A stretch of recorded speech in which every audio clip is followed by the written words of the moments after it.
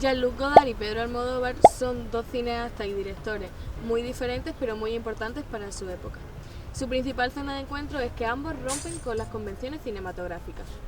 Aujourd'hui, malgré leurs différences, ces deux hommes ont marqué le monde du cinéma et ont laissé leur empreinte. Ils ont influencé toute une nouvelle génération de cinéastes. Pero antes de empezar, tenemos que hablar de los movimientos cinematográficos que fueron influyentes en el cine de estos autores. Tout d'abord, je vais vous parler du mouvement de la Nouvelle Vague française. Il s'agit d'un mouvement français qui naît à la fin des années 1950 et qui a été très important dans le milieu du cinéma. C'est un mouvement qui va privilégier les tournages en extérieur, les budgets réduits, mais aussi les caméras légères et surtout le rôle du réalisateur en tant qu'auteur. Mientras tanto, en España hablamos de la movida madrileña, que tuvo lugar durante la transición española entre 1970 y 1980. Este es un movimiento que surgió a través de todos los artes, como el cine, la fotografía, la pintura, etc., y cuyo principal característica es que rompía con los valores y las normas franquistas. Jean-Luc Godard naît en 1930 et meurt en 2022. Il s'agit d'un réalisateur, scénariste et critique franco-suisse. C'est l'un des pionniers du mouvement de la Nouvelle Vague française et il va débuter sa carrière en tant que critique au Cahier des cinémas, avant de commencer sa carrière de réalisateur avec le film À bout de souffle, qui va révolutionner le monde du cinéma avec des techniques non conventionnelles. Pedro Almodóvar es un cineasta español de mucho renombre internacional.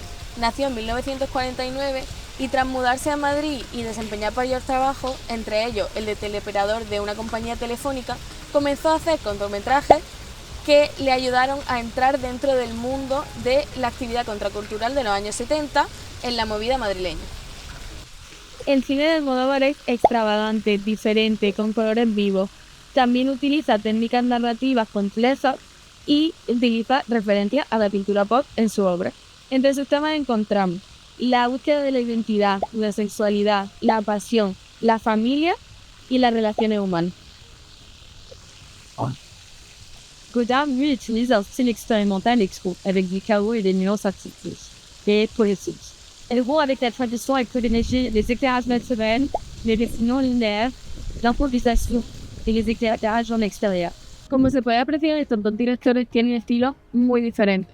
Sobre todo, el contraste de la reflexión que hace Godard tras la posguerra y la celebración de la experiencia humana que hace Almodóvar. Mais ces deux directeurs ont aussi beaucoup de similitudes. On peut noter qu'ils font tous les deux partie du cinéma alternatif et font des films à caractère expérimentaux. Mais du coup, avec toute cette information, c'est quoi qu'il faut retenir?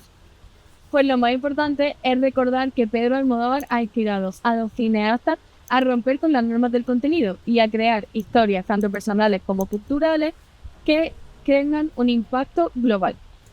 Et Godard, lui, a montré à toute une nouvelle génération de cinéastes qu'il pouvait rompre avec les règles, avec les formes et tout ce que la société nous a mis dans la texte, dans le cinéma, et que le cinéma pouvait être à la fois intellectuel mais aussi expérimental.